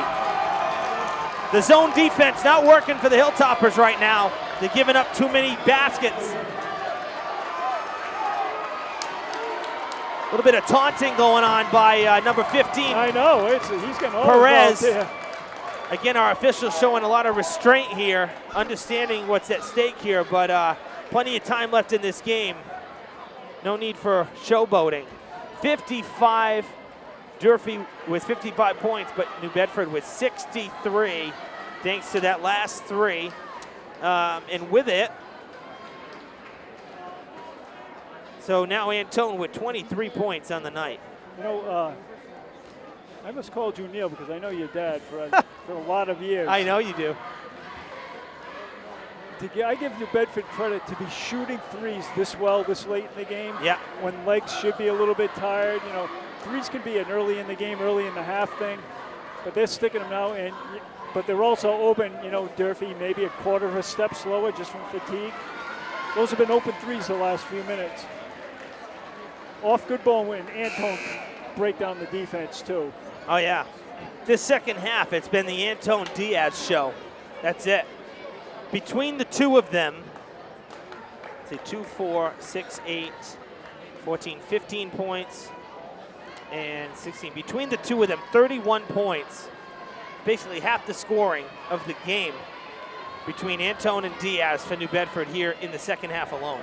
You know something, and you can tell yourself all you want, well, we'll take those 2 away, but especially how fast Antone is. Yeah. Easier said than done. Yeah, and again, I credit Durfee. I mean, really, this has been a good performance. Not writing them off just yet, but still. Oh, Lopes thought about it, had pressure. All the way to the hoop. Ooh. Uh-oh, Antone don't like that one. Hey, that's 5 for Antone. He's gone now. So he's fouled out. That's huge for the Hilltoppers. That might be a big break.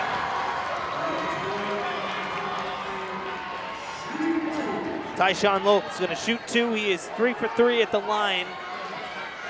This would make it a 5-point game if he can sink them both.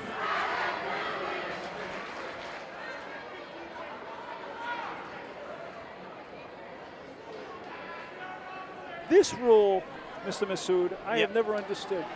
Why do you get, whether, was it 30 seconds or a minute, because your guy fouled out? Are you not familiar with your personnel? Yeah, I know. It's like you're getting rewarded with a timeout because the guy fouled out. Dumb rule, and we're going to get it changed. All right. You let me know how that goes with the MIAA, okay? I'm going to figure out whom to call. Lopes, first free throw is good. I love the enthusiasm from both sides tonight. Yeah, they are just going at it. These guys are. And it really goes back to that scuffle. You love the scuffle. Yeah. It doesn't set a good example, but sometimes it happens. That's all we'll say on that. 2 shots, 5 for 5 at the line is Lopes here in this game. And it is now a 6-point game. I added wrong. So 63-57. Perez has been dangerous from downtown tonight. Got to keep an eye on him. He has the ball now. Morency with 4 fouls. Got to be careful. Oh, wow. That doesn't fall. D'Oliveira, the height. The soccer player height. He's not the tallest, but he can go up the ladder. You know, some Durfee scores here. There's 2 minutes. Things are a little different. Oh, White can't get it to go. That was a good, strong move. It was beautifully done. That's a shame. That's a reach. Yep. Those will just kill you.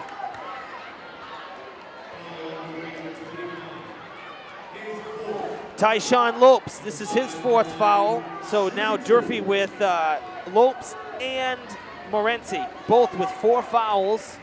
This has been, the foul line in my book is just totally colored in right now. And the thing is, they got the guy who they want at the line, Diaz, who's been outstanding.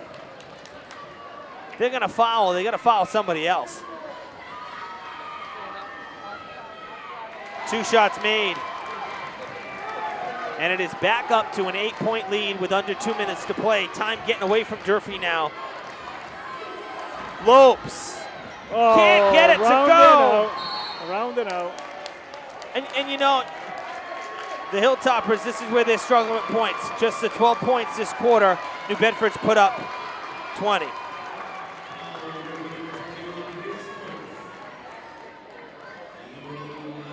Gabe D'Oliveira picks up a foul, and we'll have another 2 shots. Another 2 shots for the Whalers. And this time it's going to be Resendiz Cross, who only has a lone 3 way back in the 2nd. First trip to the line for him. Oh! That's no good. I was going to say, if that goes in, I want that basket checked, because we've seen both sides get way too lucky on this right basket.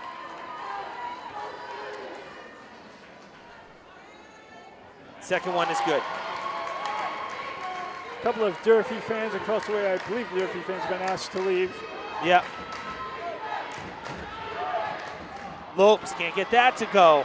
Another rebound going to New Bedford. A whistle and a travel and a Durfee ball with 94 seconds to play. Oh, I like that. You break that into seconds there. I like that. Well, you know, got to keep people on their toes. I like it. I'm happy. Stick it. Oh, Lopes juggled it. Oh, yeah. Can't get it to go. The shot's not falling for Durfee and time running out. And D'Oliveira going to get called. Oh, Durfee, don't lose your cool and be foolish here. D'Oliveira with his 2nd foul. Back to back. You know, somebody's teammate's going to pull him away.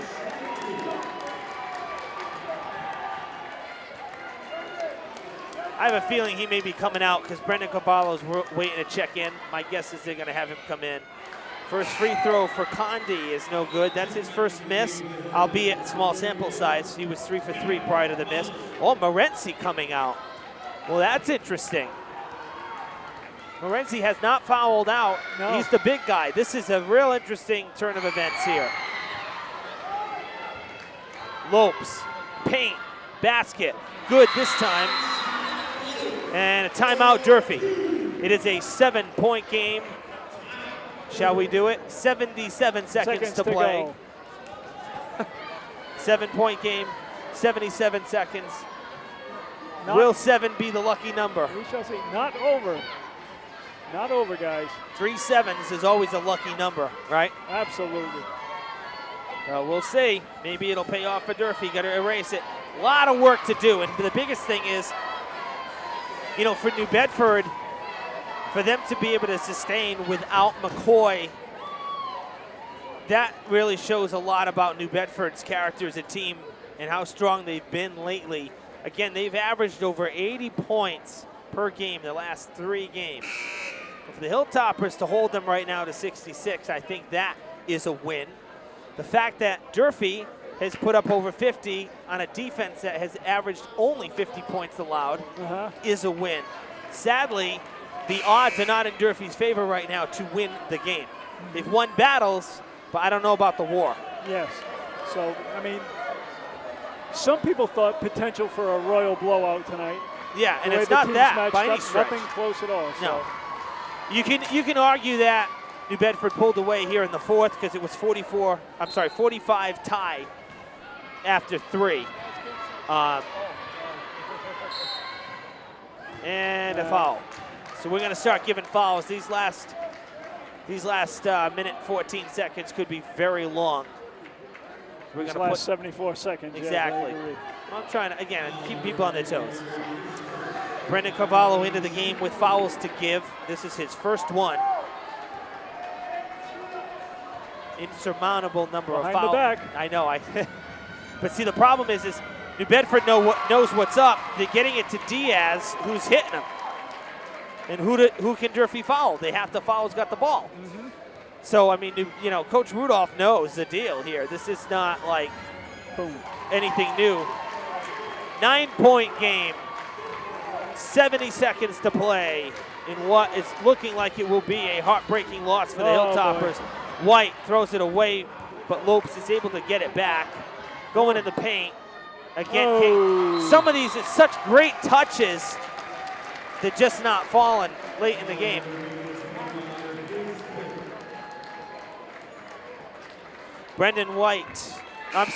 Tyshawn Lopes just got his 5th foul, so he has fouled out. We have had 4 foul outs combined between the two teams,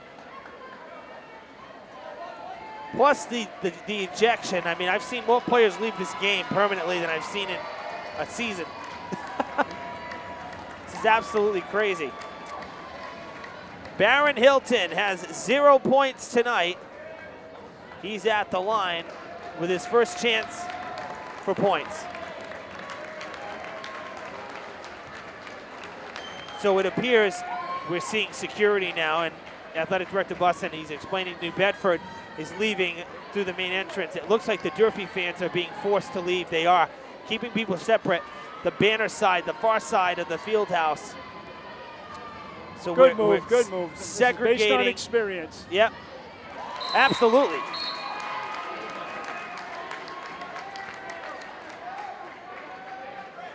Another foul.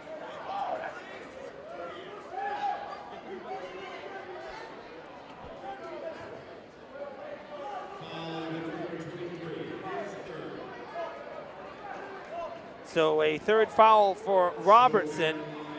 Now Joe Camaro will go to the line.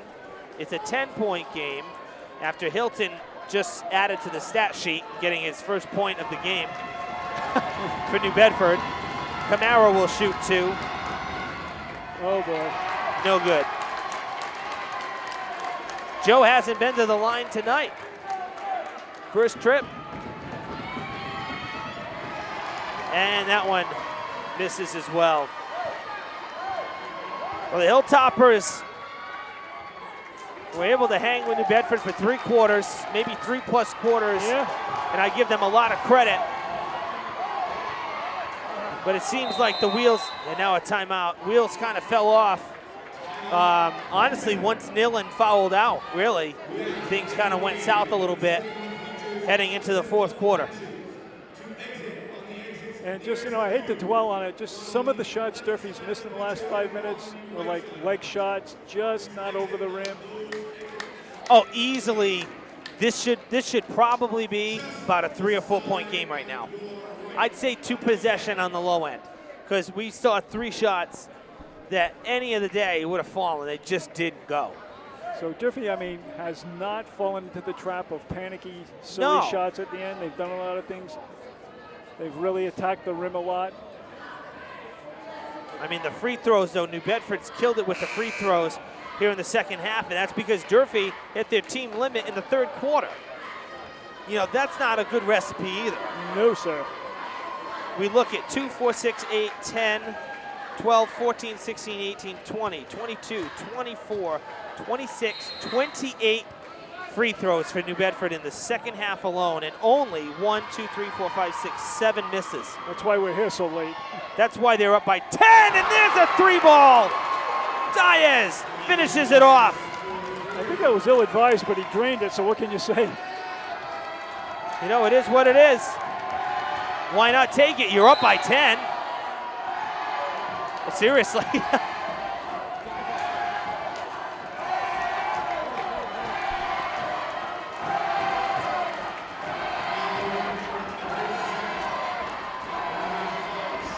Brendan White going to the line.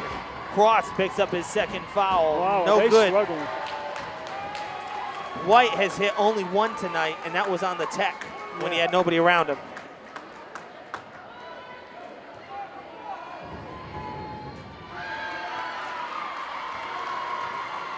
That one did not go either. All right, stop shooting. No, you don't Another need that. 3. You don't need that. Just 10 seconds. It's time to run out the clock. run it out, kids. No. This is a Bill Belichick coaching style for Coach Rudolph. My goodness. It's high school hoops. You got it 1. Running up the score. That's a little. It's a little tic-tacky for me. I'm sorry. 72. I mean, you played at the buzzer. I get it, but for me, that's a little much. 72-59. And the celebration is on as we get screened here. That's all right. Celebration is on for New Bedford. They win at 72-59, and the thing is that's no way.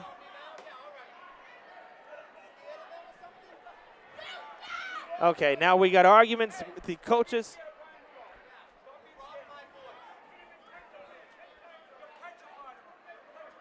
The officials hearing it on their way back to the locker rooms. You heard it on your television set. 2 of the Durfee coaches, the assistant coaches, letting the officials hear it. Wow. I'd expect nothing less to end tonight. Seriously. Old this has times, been insane. huh? Seriously, this has been nuts. Let me say this. A 13-point victory is not indicative at all of how Durfee played in this game. No, So this is excellent. Hey, Mike. I mean, seriously, you can't say, New Bedford came in at Durfee and owned it. It Nope. was 45 apiece after 3 quarters of play. This was very much a game. New Bedford, they made the adjustments. The shots fell. They nailed some threes. The free throws were a big factor. The fourth quarter hurt Durfee, point blank. Yep. But you cannot say that the Hilltoppers got blown out tonight, because the Absolutely score is not indicative of that. No, it was just the last 5 minutes. And Durfee, do you have their final free throw totals? I don't mean to be grim, but man, it wasn't Durfee, pretty. For Durfee, well, Yeah. let's see. We can count it up here with 2, 4, 6, 8, 10, 12, 14, 16, 17, 18, 19, 20, 1, 2, 3. I have 23 free throws, and I see 1. We'll count the ones that were made, unfortunately. 1, 2, 3, 4, 5, 6, 7, 8, 9, 10, 11. So they barely 50%. That's rough when you consider what New Bedford did in the second half alone. Yeah, for sure. You know, I mean, again, granted, fouls were tilted the scale heavily. You know, Durfee with so many fouls, and at some point, that's all they had. Yeah. They had no choice. So New Bedford got more shots, but they were hitting them. You got to hit them. That's why they're there. They're free shots. So, hey, bottom line, The Hilltoppers, yes, they dropped to below 500 with the loss, but, coming off that West Roxbury win on the road and a game tonight where it really could have gone either way for 3 quarters, I don't think the Hilltoppers are going downhill. I think they're still going up from here because this was a good performance. Yeah, I hope, it all depends how you look at it. Can they say, like, oh, we could have been in the hunt for the big 3? Mm-hmm. Or will they let it bug them at, like, now the big 3's kind of slipping away, Well, now so let's see what happens. You worry about everybody else, and you go out and you win your games. You win the games that you're supposed to win down the stretch. You got Somerset coming up again. You got, I think they have Dartmouth again. I mean, there's plenty of games. They got to just do their thing and win. Got to get to 10. Yeah, get to 10. You got to win half your games. So, hey, that's going to do it from the Fieldhouse. Greg, always a pleasure. I'm so glad you were able to. This was short notice. I'm glad you were able to throw the headset on and do this. Thank you. And some of the Durfee people are not happy with the animated Brian Rudolph. No, I know. That's a topic for another day. Not something we're going to discuss today. So we're signing off. Thank the you, Fred Evan. TV crew behind the scenes, David Montero, Tyler Texera, Zach Souza directing tonight, Gary Leet, my colleague, helping us out, keeping things in check in our first multicam broadcast of the season. We're glad you stuck around with us. Multicam. Oh, yeah. Glad you stayed till the end. For Greg Sullivan, I'm Evan Massoud. So long from the Fieldhouse. Thank you.